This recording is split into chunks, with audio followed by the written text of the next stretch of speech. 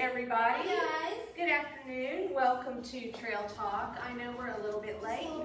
This may come as a shock to everyone who watches us regularly. We've had some internet issues around here today. It's a Wednesday. Why not? Shocking. Why not? So anyway, but we find a way. We find a way. So anyway, welcome, and we are so glad you guys could join us today. As you know, as you can see, we're talking about some more Oklahoma History Heroes, Volume 9. I'm wondering how many volumes we're going to go up to.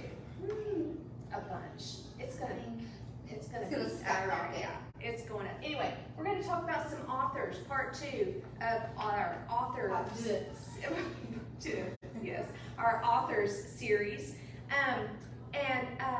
It's pretty amazing, guys. There is a website called Digital Prairie, and you just type in like Oklahoma authors, or you can go to Digital Prairie.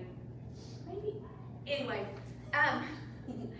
they just have this alphabetical list. I've never even gone all the way through it. I don't know how many people from or live currently or have lived in the past Oklahoma are listed on there, but it is just, it's crazy. Astonishing. Right, and so we're just going to kind of work our way through some of those. And the first guy we're going to talk to, if you're regional, I feel like this might be interesting to you. Clifton Adams is his name, born in Comanche. Of all places. In Comanche, Oklahoma. I had never heard of him. I don't know of anyone who ever talks about him. I'm not super familiar with people from Comanche or like Comanche people relate to like home of. Right, yes, exactly, a sign or something like that. But Clifton Adams is quite a prolific. He has quite a resume. Quite.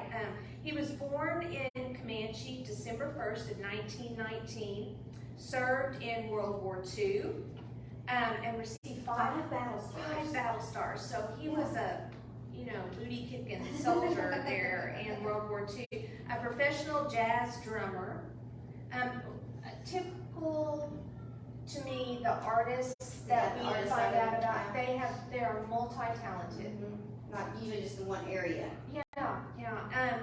Anyway, became a freelance writer in 1948 and wrote for 30 years. He wrote dark, bleak westerns. That's what he was known for. I have a feeling that these stories were full of deceit and betrayal. Yeah, all of those things. I know that there are some like conflicts, tension with family members, or relationally, things like that. And but he also became just very interested in history, and so he didn't write specifically only westerns. Right. He wrote other historical type stories, won a lot of awards. He attended the University of Oklahoma, and Trag's Choice, this book right here, this was one of his most epic, most famous works.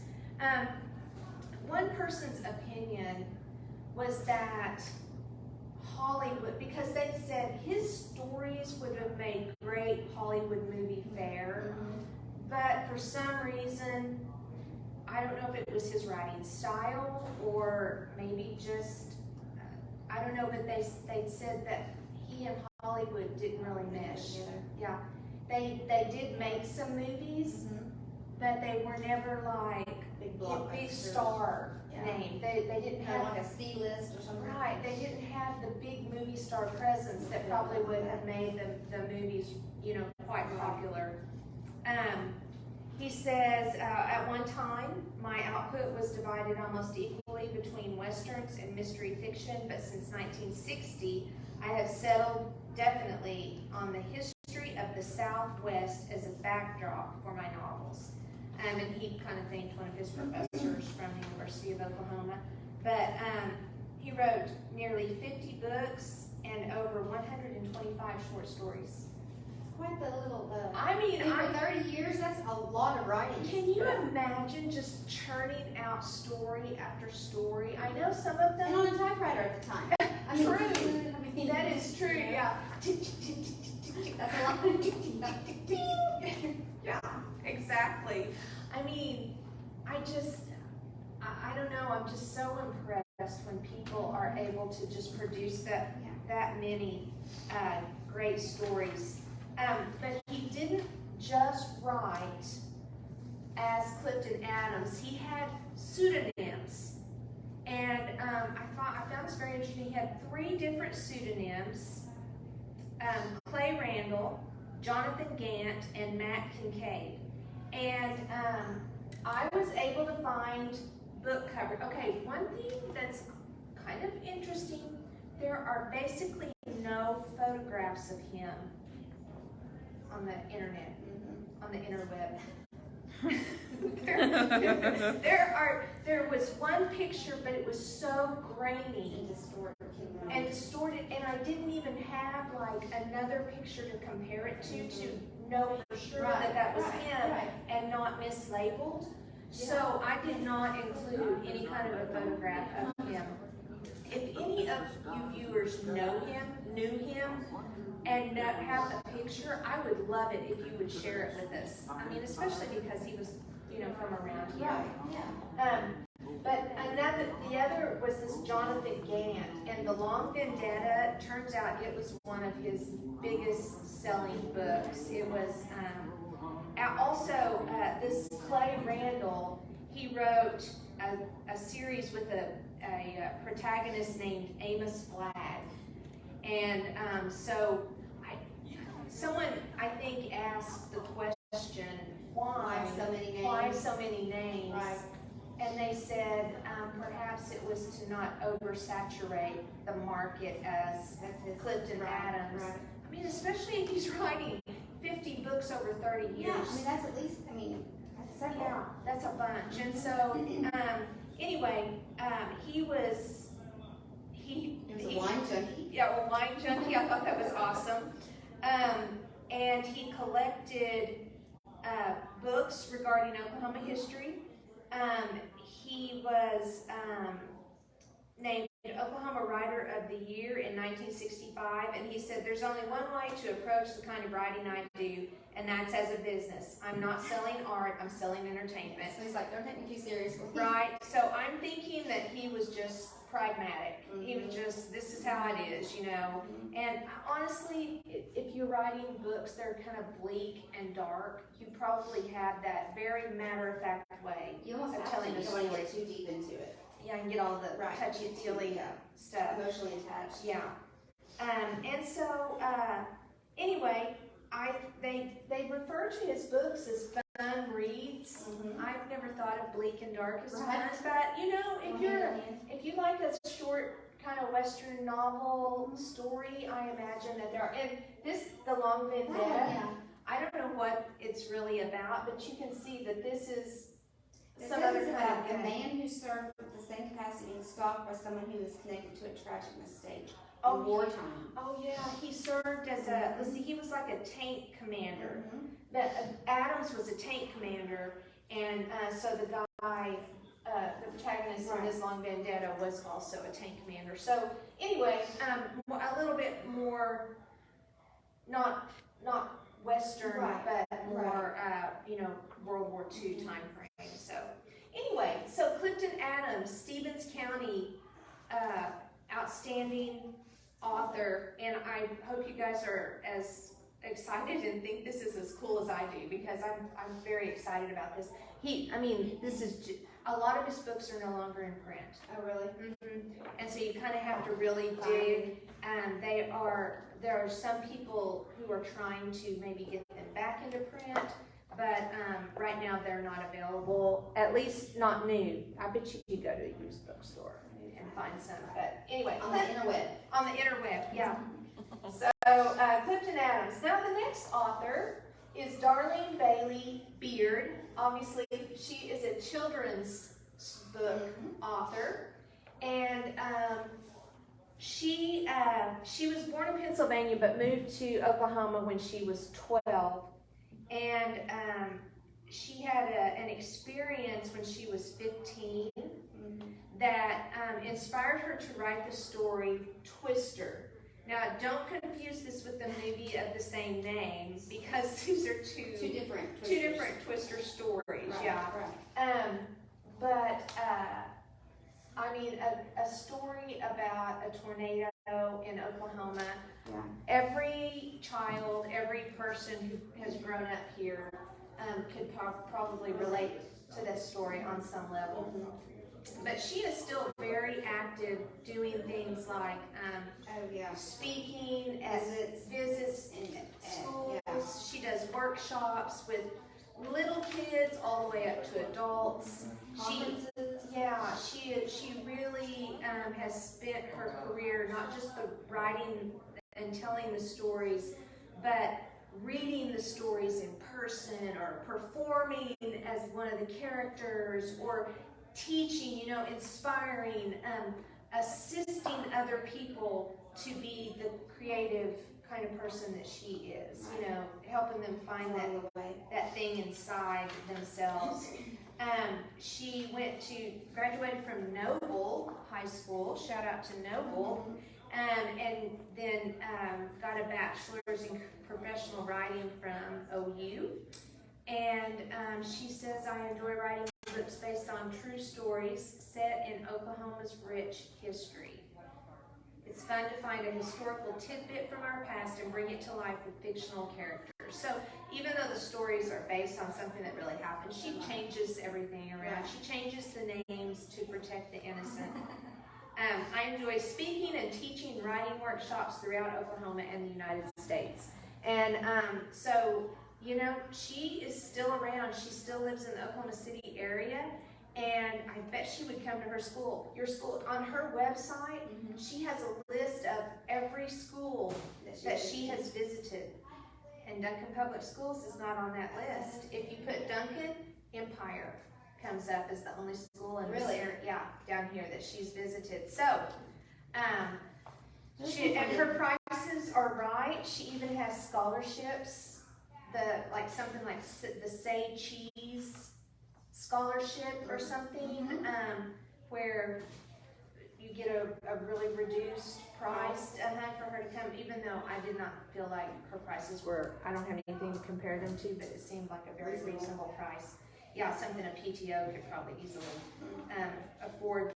But anyway, I thought it was fun that a couple of her books were made into plays. Yes. And all the way in California. Yeah, I thought that was really fun. Her Flim Flam Man and her Operation Clean Sweep. In Oregon. Yeah, and so I thought, well, these stories must be super fun and make a great visual presentation. Right. So anyway, she has a granddaughter, at least one, and she has a dog, and anyway, she just likes to hang out, travel, do mini golf. Mini golf in her backyard. I know, I saw that. I thought, I wonder if does she live behind a mini golf course? Yeah, or does she have one there in her yard? Either way, she sounds like my kind of fun person. Yeah. So Darlene Bailey Beard, find some of her books. This is her most recent book, Rosie Ross, Recess Boss. And so you guys all remember the one who ran the playground. And so anyway, I bet this is a really good story. Really good story. Okay. Next we have Jim Weaver Barnes. Now, Mr. Barnes is a Native American from here in Oklahoma, born in a place called Summerfield, which is in LaFleur County. I never have heard of that before, but let's see. What? 1/8 Choctaw, 1/4 Welsh, and remainder mongrel American is how he puts himself. Yeah, that's how he describes himself. But he is fluent in English and French and has some knowledge of the Choctaw language, which I have just become so aware of how we are losing these native speakers. you know, and I mean, he only has some knowledge. He's probably in his, I don't know, does it say when he was born? I don't know, but he's probably. He graduated from from Durant in 1964. Okay, so, yeah, so he is probably 20 years older than me. So, I'm not saying how old I am, but that makes him an older fella. Way past retirement age. At any rate, you know, I don't know, I just think that I find that sad. But anyway, he has won numerous awards and, I mean, tons. He's written several books of poetry. He is a poet. He's got a PhD in comparative literature. Yeah, yes. Graduated from Southeastern down in Durant, which that's really the Choctaw Nation over there. He quoted the great poet Shelley. He said, "I should like to live up." Well, he didn't quote him, but we're going to share that quote with you. "I should like to live up to what P.B. Shelley said a true poet was. When I no longer aspire to that, then I'll lay down my pen and take up the shovel and hoe or some other useful tools." And so this is what Shelley said. A poet is a nightingale who sits in darkness and sings to cheer its own solitude with sweet sounds. His auditors are as men entranced by the melody of an unseen musician, who feel they are moved and softened, yet know not whence or why.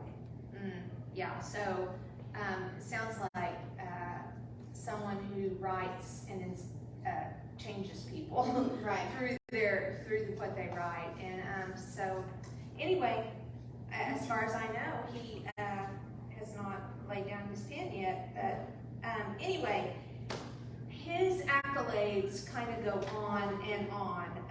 He's from 1975 to 2006. He was the founding editor and was published in the, I don't know how to say this word, Chariton Review or Chariton, Chariton Review. And he edited and wrote for other publications, including the Chicago Review, the American Scholar, Prairie Schooner, and Georgia Review. I mean, I kind of wish I could have found one of his poems because I have a feeling that they are quite beautiful. He received the National Endowment for the Arts Creative Writing Fellowship, Columbia University Translation Award, the Bellagio Residency Fellowship by the Rockefeller Foundation. Yeah, Distinguished Writer in Residence at the University of Maryland. He was a senior, he won the Fulbright Fellowship, a senior Fulbright Fellowship in Switzerland. Yeah, I mean, that's where, if you win the Fulbright, that's where you go. I mean, man, this is, and so on a wing of the sun, the Sawdust War, the American Book of the Dead, those are just some of the titles of the books. He also wrote one called On Native Ground, Memoirs and Impressions. He was the featured poet at the Paris Writers' Workshop and at the 13th Franco and Glaive Poetry Translation Festival. So his works have been translated in German, in French, and so, like I said, his works are well known. Yes, exactly, around the world. And to think he just came from southeastern Oklahoma, you know? I mean, he's an Okie. That's right. That's right. I love it that we can recognize these history heroes, Mary. These people who are like from Oklahoma but leave a lasting impact. Yeah. And you think worldwide travelers. Yeah. Well known. And authors especially because of the way, you know, children's books or whatever. These live on. I mean, you know, they may be hard to find eventually. True. But they will be there. And they either capture the spirit spirit of a time of history, or they teach a life lesson, or they, allow for personal introspection. There are so many ways that writings can affect you. Right. And so finally we're going to talk about a lady named Rilla Askew. Now, she, again, okay, Digital Prairie, right? Just go down through this list. And recently I was listening to a podcast. It's called A Very Okay Podcast. I highly recommend it. It's Oklahoma history, basically. Anyway, so one of the men on the podcast was talking about a book called Fire in Beulah that was about the Tulsa Race Massacre. And he said the name of the author, but it didn't ring any kind of bell. And this name Rilla Askew, if someone is just saying that quickly, it's not like you can really, it doesn't really, it doesn't really settle. So I'm just going through Digital Prairie, seeing the names of these different authors to kind of research. And I look at her, I see this one, I thought, well, I'll just try that one. And I look and I see Fire in Beulah. It's one of the books, and I'm like, this is the author that I'm...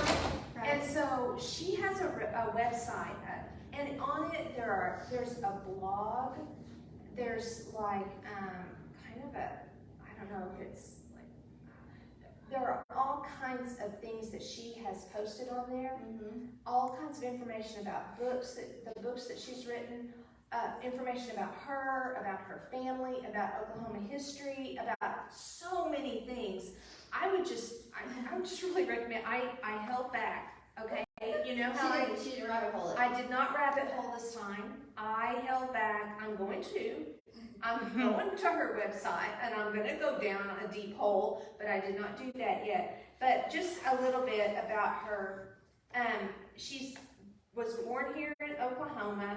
Bartlesville? Yeah. She grew up in Bartlesville. She's lived in Shawnee, Tahlequah, and Tulsa. Both sides of her family, the great-great-grandparents came to Oklahoma in the late 1800s. They were native people. Well, they came from Mississippi and Kentucky. Yeah, they came from Mississippi and Kentucky, and she said she grew up being told Cherokee on one side and Choctaw on the other side. Anyway, she, let's see, her short stories have appeared in magazines. One was called The Killing Blanket, and it won awards. Her first novel was called The Mercy Seat. It was nominated for a Penn Faulkner Award, received Oklahoma Book Award, Western Heritage Award. So right off the bat, her very first book, she is winning awards, and so that should tell you a little bit. But Fire in Beulah, there it is. It received 2 awards itself. But when you read even her blog or the way she describes things about her family or her life, her writing is colorful, and it's like the words are illustrating the story. Very much so. And that's just writing like factual information. It's not even writing a story. So I think she just has that knack to be able to do that. But she just, I think that she grew up in Oklahoma, and she had Oklahoma history like we've all had Oklahoma history, and then she became interested in certain little things and did a deeper dive, which I would recommend when you have time. And she discovered more history that was not covered in class. And I'm just going to say, there's a little caveat I want to add to that. I know that there's a ton of Oklahoma history. That's why we do things like this. That's why people have podcasts and do all this extra history studies. Because seriously, in high school, your teacher has the equivalent of one semester to cover it all. To cover everything that's happened in Oklahoma's history. And it's not enough. It's just not enough time. And that's why they hit only certain things, and we don't learn all the backstory or all the deep history or all of those things. Skim the top. Yeah, exactly. And all of that stuff that's underneath there that we don't have a chance to learn in school is super important, and it makes all the stuff that we do learn flow together so much better. So anyway, I just recommend you kind of going deeper whenever you have a chance. But she has this beautiful way. She says, though my work is set in Oklahoma, I'm not a regional writer. Like Clifton Adams, his stories were based in the Southwest. Right. He was a regional writer for a lot of his stories. She says, America is my subject, Oklahoma the canvas. Isn't that beautiful? I just thought that was great. She's interested in demythologizing and deromanticizing America's master narrative. Well, one thing that she says, and this is true about Oklahoma, we're kind of a microcosm of things that either have happened or are happening all around the nation. You can study the way things have gone in Oklahoma through the years, and it's a nice little snapshot of what happened everywhere. We have everything in our history, right here. And I mean, some of it is really, really bad things. I mean, we had the Trail of Tears. We had the allotment where they took the land away from the Native Americans, and then we had the land runs, and then we had the Tulsa Race Riot, and we have had Ku Klux Klan, and we have had the Jim Crow laws, yes, all the way up to the Murrah bombing. I mean, we have literally through the span of how old is Oklahoma? 115 years old? I mean, we have had so many things that have happened here that are a picture of what's happened all around the world. I mean, all across the U.S. But she has a brand new book coming out in October of this year that's called Prize for the Fire, and it's about a Tudor, Tudor, patriarchy, the gripping tale of English martyr Anne Askew's struggle against Tudor patriarchy, which it's the same last name. I'm wondering if it's about a relative of hers. I think it's interesting. She's written books about, and didn't even mention the Dust Bowl, the days when the people left Oklahoma, like the Grapes of Wrath, those stories, all of those things that have happened. But she's, she is a very well-known, great author, and someone who, her style of writing her stories. So we've had kind of Western novelist, a children's story writer, a poet, and Rilla Askew, who writes a different genre of books from the others we've discussed. So 4 people, just 4 randomly selected people who have contributed to all different styles and genres of writing, and all from Oklahoma.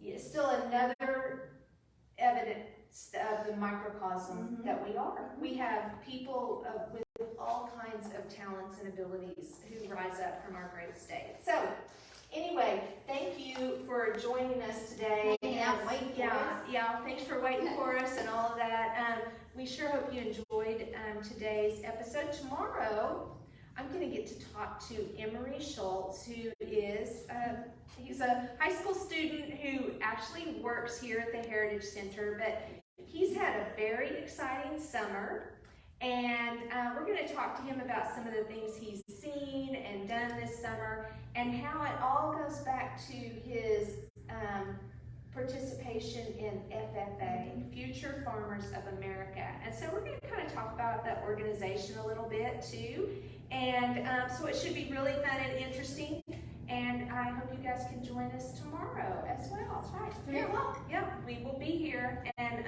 so You know what to do. yeah. Happy trails.